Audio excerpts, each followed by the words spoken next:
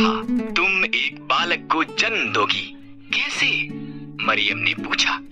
मेरा तो विवाह नहीं हुआ है।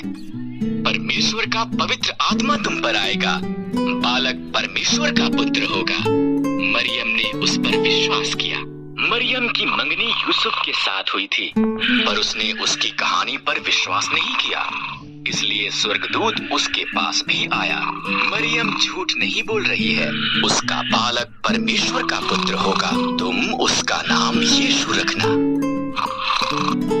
कई महीने बीत गए, तब वो बैतलहम यूसुफ के शहर में सरकार के पास नाम लिखाने के लिए यात्रा करके गए। उस लंबी यात्रा के बाद मरियम के जन्म देने का समय आ पहुंचा।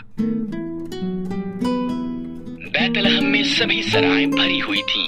इस तरह से परमेश्वर का पुत्र एक अस्तबल में पैदा हुआ, कपड़ों में लपेटा गया और एक घास के बिस्तर पर रखा गया। उन्होंने उसका नाम यीशु रखा। उस रात को एक स्वर्गदूत बैतलहम के निकट पहाड़ियों में कुछ चरवाहों पर प्रकट हुआ।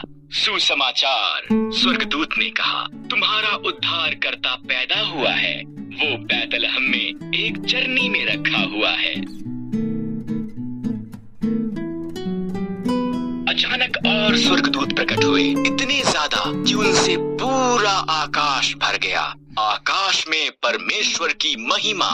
उन सब ने गीत गाया, पृथ्वी पर उन मनुष्यों में जिनसे वो प्रसन्न है शांति हो।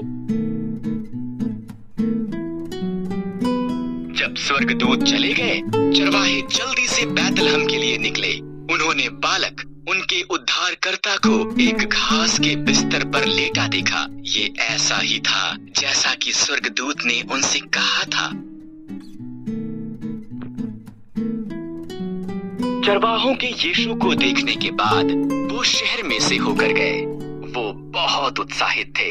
उन्होंने जो हुआ था वो सबको बताया और उन्होंने परमेश्वर की उस सब के लिए जो उसने किया था प्रशंसा की।